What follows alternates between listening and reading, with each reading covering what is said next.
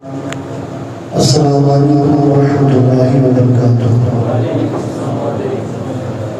آئیے سب سے پہلے اپنے آقا و مولا تاجدار مدینہ راحت قلب حسینہ، ہم سب کے آقا و مولا حضور احمدی مجتبی محمد مصطفیٰ صلی اللہ علیہ وآلہ وسلم کی بارگاہ میں عقیدت و محبت کے ساتھ ہدیہ درود و سلام پیش کریں۔ اللہم صلی علی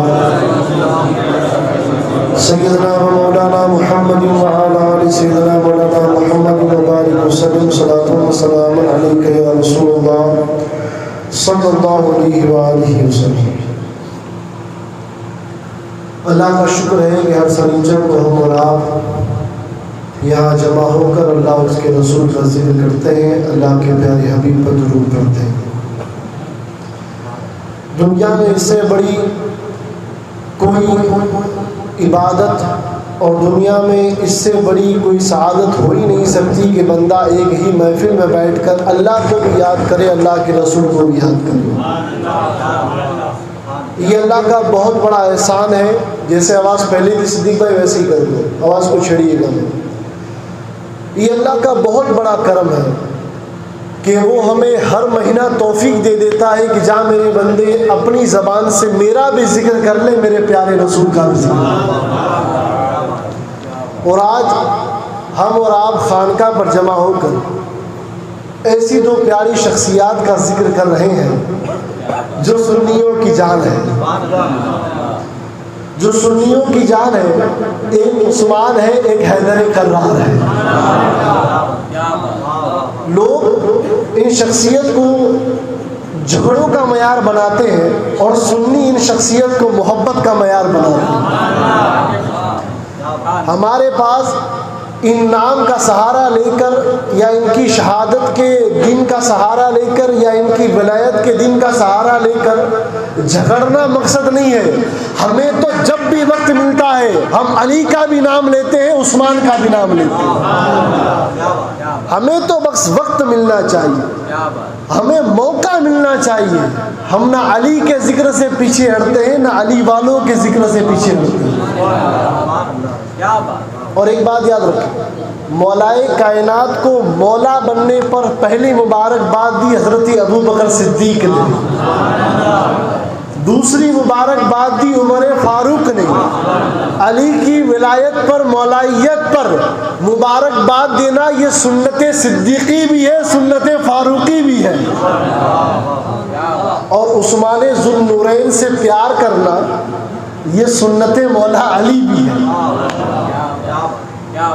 ہمارے ایک بہت پیارے سید صاحب سید امتیاز علی کاظمی شاہ صاحب، انہوں نے حضرت عثمان کے بارے میں 4 اشعار لکھے عقیدت عثمان میں۔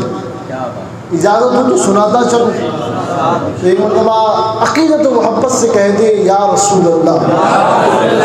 شاہ صاحب لکھتے ہیں کہ خلد بری مکان ہے عثمان کے لیے، خلد بری مکان ہے عثمان کے لیے، ایک بے مثال شان ہے عثمان کے لیے، ان کی ذات پاک پہ سید کروں نثار، ان کی ذات پاک پہ سید کروں نثار، حاضر یہ اپنی جان ہے عثمان کے لیے۔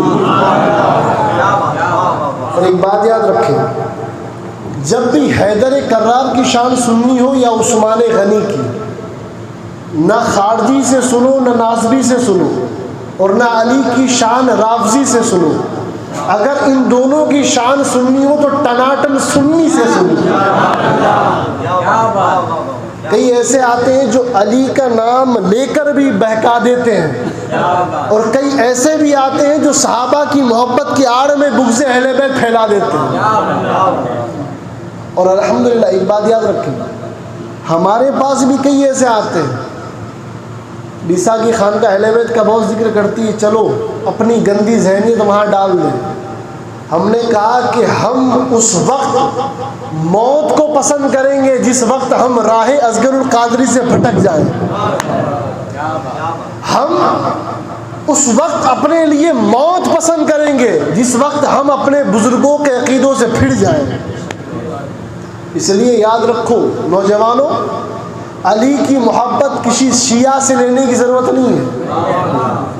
اور صحابہ کی محبت کسی خارجی اور ناسبی سے لینے کی ضرورت نہیں ہے.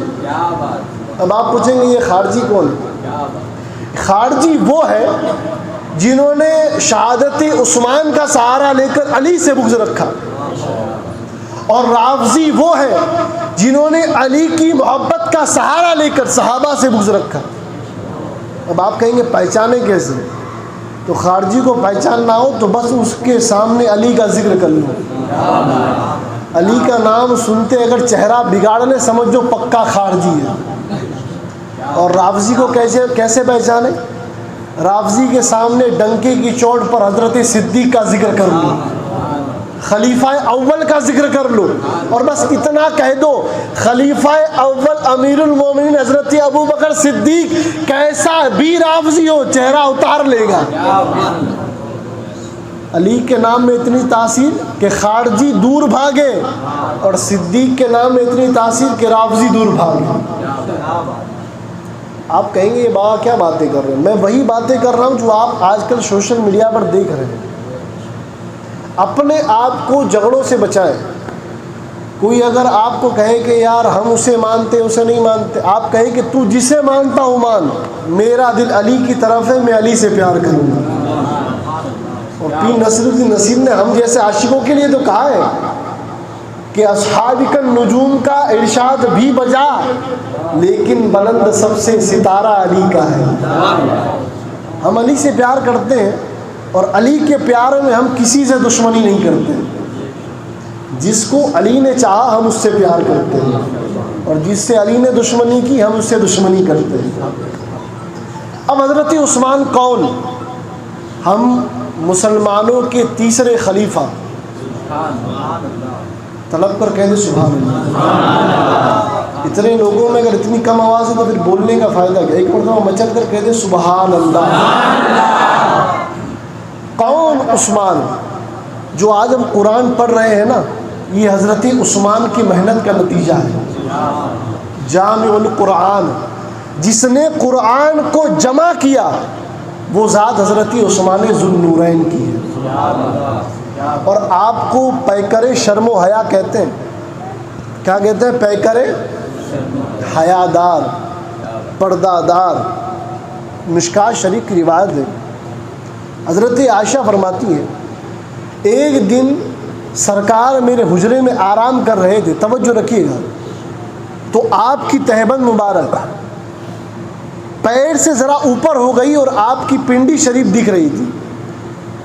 آپ کے پیر مبارک دکھ رہے تھے، تھوڑا اوپر ہو گیا. اپنے بھی جب لنگی پہنتے ہیں نا تو کبھی کبھار اوپر نیچے ہو جاتا ہے. تو میرے آقا لیٹے ہوئے ہیں اور آپ کا جو کپڑا تھا وہ تھوڑا پیروں سے اوپر ہو گیا، آپ کی پنڈلی شریف دکھ رہی تھی.